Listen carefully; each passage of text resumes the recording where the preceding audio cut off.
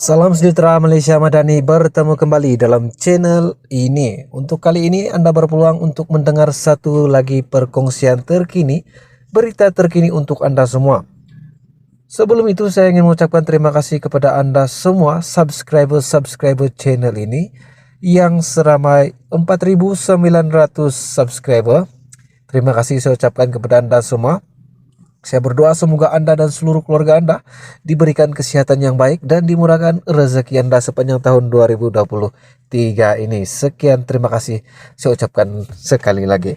Nah, tanpa membuang masa lagi, saya akan teruskan perkongsian pada kali ini yang mana berkaitan dengan pembekuan akaun Bersatu sebelum ini oleh SPRM.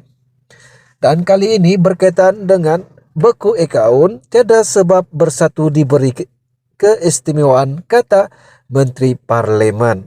Tindakan SPRM membekukan akaun bank pihak yang sedang disiasat adalah perkara biasa dan tiada sebab untuk Bersatu diberi keistimewaan untuk dikecualikan daripada perkara itu, kata seorang ahli parlimen DAP. Ahli Parlimen Kampar Chong Zemin berkata selain Bersatu, SPRM juga perlu menyiasat parti kemenangan lain dalam Perikatan Nasional, yaitu PAS dan Gerakan Atas Perbelanjaan yang besar dalam kempen PRU 15 lalu. Prosedur operasi standar SPRM adalah untuk membekukan akaun bank semasa siasatan berhubung dakwaan korupsi. Ketika UMNO disiasat semasa skandal 1MDB, akaun bank parti itu juga dibekukan, dan mengapa Bersatu kini sedang disiasat meminta keistimewaan pula agar pembekuan akaun mereka dibatalkan. Soal Chong yang juga setiausaha publicity DAP Perak dalam kenyataan hari ini. Dia merujuk kenyataan Presiden Bersatu yaitu Muhyiddin Yassin baru-baru ini yang mana bahwa parti itu akan menulis surat kepada SPRM dan memohon agar akaun partinya tidak dibekukan.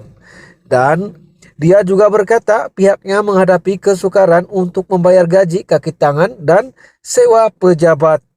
Dan awal minggu ini Ketua Pesuruhjaya SPRM Azam Baki berkata Suruhanjaya itu telah membekukan 2 akaun bank Bersatu bagi membuat sesuatu siasatan berdasarkan Akta Pencegahan Pengubahan Wang Haram dan Pencegahan Pembiayaan Keganasan, dan difahamkan pembekuan itu bagi menyiasat dakwaan Bersatu menerima sumbangan lebih Rm300 juta daripada kontraktor yang mendapat pelbagai proyek semasa parti itu menjadi kerajaan satu ketika dahulu.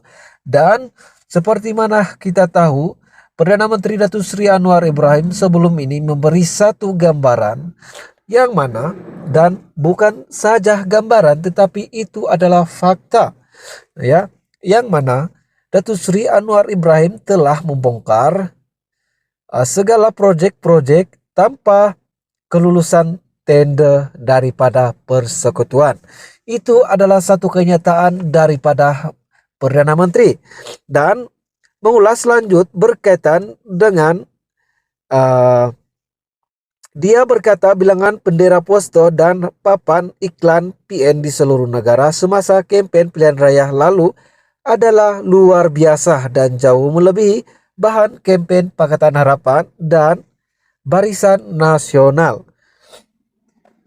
Dan Chong juga berkata tindakan membuku akaun ketika siasatan adalah untuk memastikan uang di dalamnya tidak digunakan atau dipindahkan kemana-mana pihak lain yang jika disiasat mengesahkan ia diperoleh secara salah. Di manakah PN menerima jumlah uang yang begitu besar untuk digunakan dalam kempen pilihan raya? Itu adalah soal Chong. Mengikut perkara 19-1-E Akta Pilihan Raya tahun 1954, perbelanjaan calon bagi setiap kursi parlemen tidak boleh melebihi Rm200.000 dan bagi kursi DUN Ambangnya ialah Rp100.000 sahaja. Dan Chong mengulas mengesahkan Suruhanjaya Pilihan Raya Umum turut menyiasat sama ada perbelanjaan calon Perikatan Nasional dalam Pilihan Raya Umum telah melebihi had undang-undang, katanya lagi. Dan yang mana UMNO pernah hadapi nasib yang sama. Sementara itu, ahli Majelis Kerja Tertinggi MKT UMNO, Sabri Cek, berkata nasib sama yang berlaku kepada UMNO dan kaki tangan pejabat parti itu semasa pentadbiran Pakatan Harapan yang pertama sebelum ini ketika bersatu masih bersama gabungan itu. Dan turut bersimpati dengan nasib kaki tangan yang ditimpa musibah akibat pembekuan account.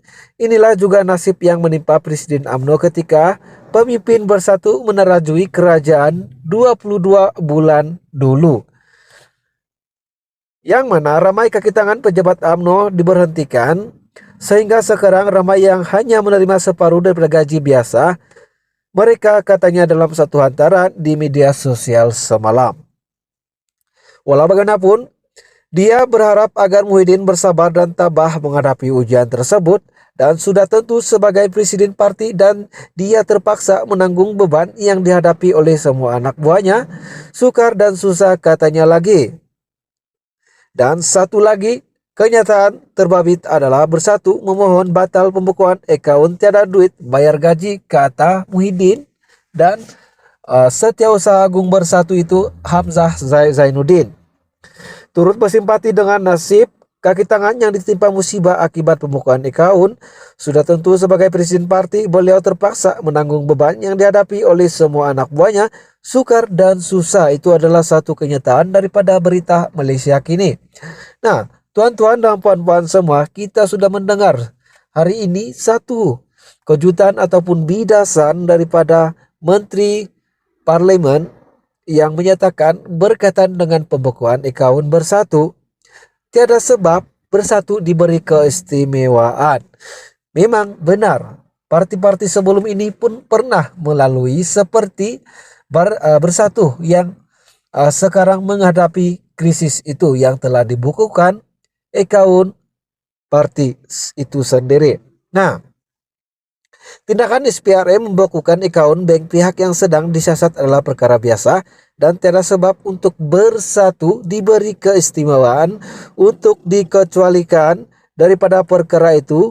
Dan ahli parlimen Kampar Chong Zem berkata selain bersatu, SPRM juga perlu menyiasat parti kemenangan lain dalam Perikatan Nasional, yaitu PAS dan Gerakan Atas Perbelanjaan yang Besar dalam kempen PRU 15 dan memberi sejarah terbaru perbelanjaan yang agak berlebihan daripada perlembagaan yang mana lebih daripada 200 juta ya 200.000